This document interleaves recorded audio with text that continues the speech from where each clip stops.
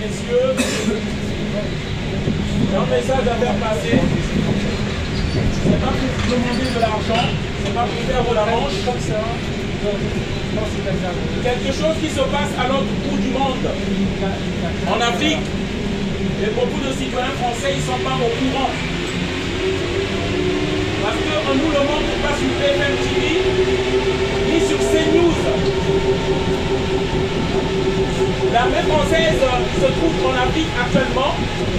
Officiellement, ils nous disent qu'ils combattent le terrorisme dans les pays africains. Comme quoi les Africains ne peuvent pas se défendre eux-mêmes contre le terrorisme. Mais ce qu'on ne dit pas aux citoyens français, cette armée est là pour protéger les dictateurs qui sont dans nos pays. Pour les protéger afin de mieux prendre les richesses des sous-sols africains pour l'industrie française. Nous venons expliquer ces choses-là pourquoi.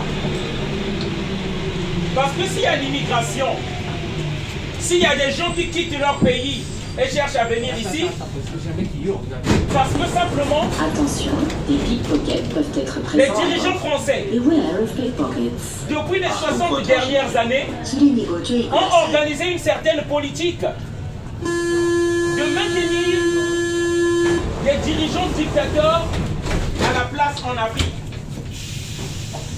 afin qu'on leur facilite le pillage des minerais.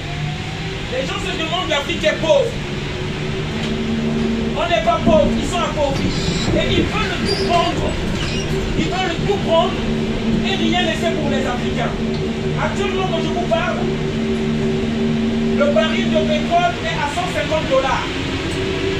Les pays pétroliers devraient être riches. Les pays comme le Congo-Brazzaville, comme le Gabon, comme le Tchad. Ces pays-là devraient être riches sur le pétrole. Mais on ne voit pas notre argent. Certains citoyens français pensent même, mais nous payons le carburant. La France paye le carburant.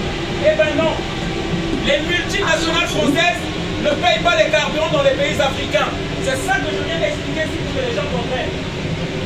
Les gens se disent, l'Afrique, on organise des guerres. Ils se battent entre eux. Eh bien moi je vous dis non. Je vous prends exemple sur la Libye de Kadhafi. Qui a fait la guerre à la Libye de Kadhafi pour prendre le pétrole des Libyens à bas prix. Et ils ont transformé la Libye aujourd'hui en enfer. Peut-être les citoyens français ne savent pas. La guerre du Biafra. La guerre du Biafra. Les dirigeants français, les Charles de Gaulle, les Foccart, ont perpétré un génocide au Nigeria pour le pétrole des Nigérians. L'Occident, en fait l'Europe de l'Ouest, n'a rien sous son sous-sol.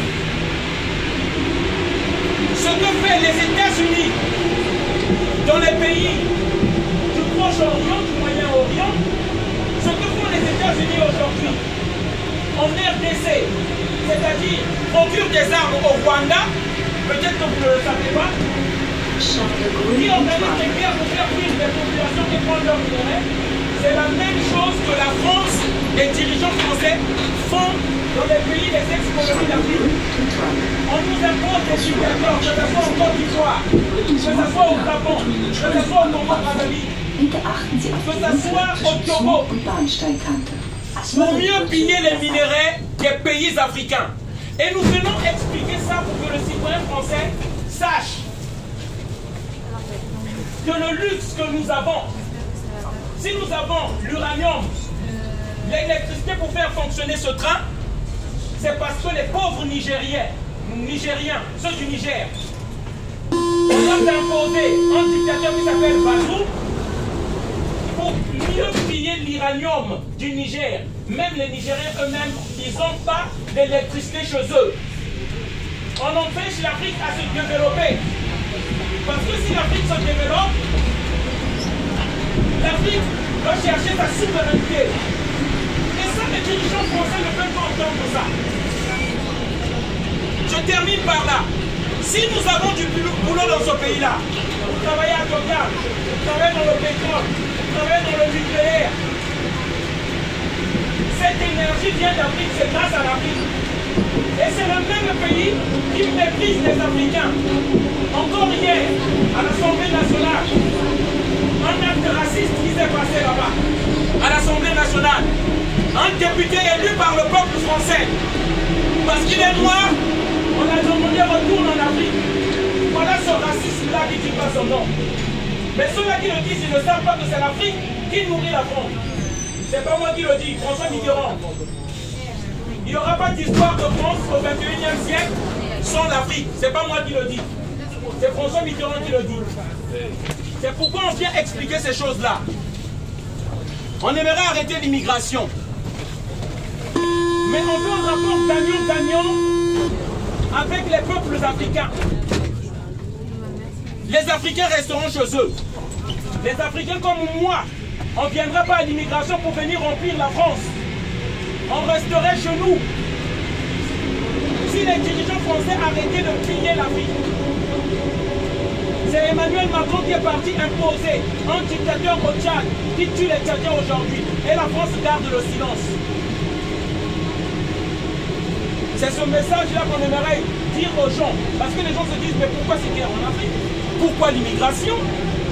Ce sont les dirigeants français qui organisent ça. C'est l'oligarchie mondiale, occidentale, qui organise cette immigration-là. Et après qu'on vient de montrer comme tout émissaire, il y a trop de noirs en France. Il y a l'immigration. Ils doivent rentrer chez eux.